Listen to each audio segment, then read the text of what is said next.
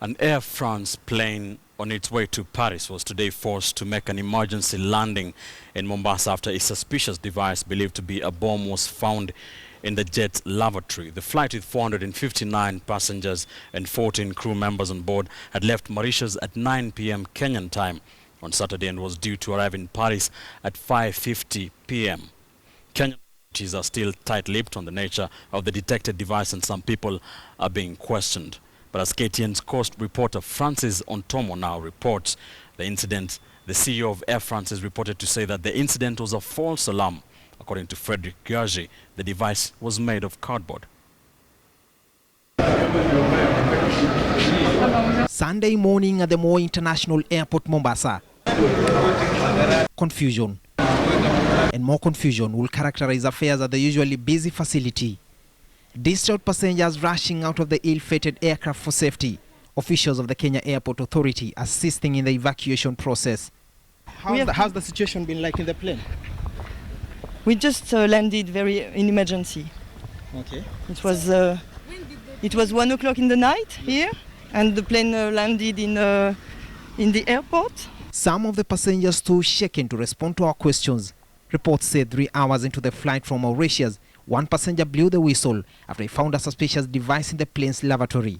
A discovery that will send panic in the aircraft, forcing a special request to land in Mombasa minutes into midnight. There was a bomb in the toilet, and so when they said there's a technical problem, so they took the plane down to Mombasa. So very tired, very difficult. For close to 8 hours, plane traffic has been disrupted here at the Moi International Airport owing to this particular device that was established in the French plane.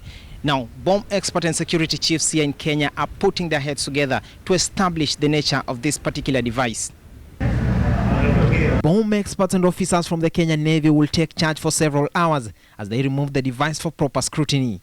It is a development that will prompt top security chiefs in Kenya, led by Interior Cabinet Secretary Joseph Ole Nkaissery, to pitch tent here to oversee the exercise. The aircraft landed, all the passengers are safely evacuated, and they have now been distributed to various hotels within Mombasa.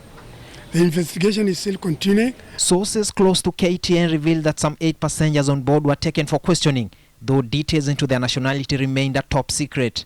A few passengers of concern are being interrogated to find out exactly what has caused this.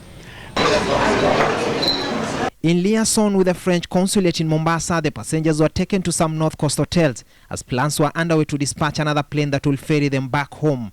Until the time of going to press, authorities were still scanty on details of the suspected device, though the cabinet secretary did not rule out possible terrorism links into the expose.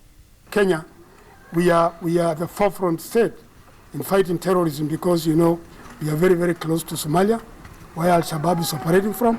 So we don't take any chances at all.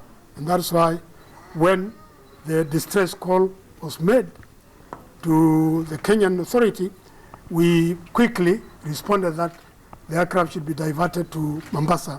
Even as distress will mar the entire day, some tour operators will still find some gratification in the mishap.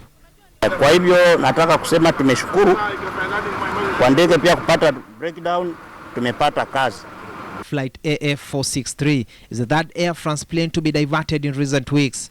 2 flights from the US to Paris were diverted on 18th November after bomb threats were received, but no bombs were to be found. France has been in a state of alert since the 13th November attacks in Paris that left 130 people dead and hundreds wounded. Francis Ontomo, KTN News, Mombasa.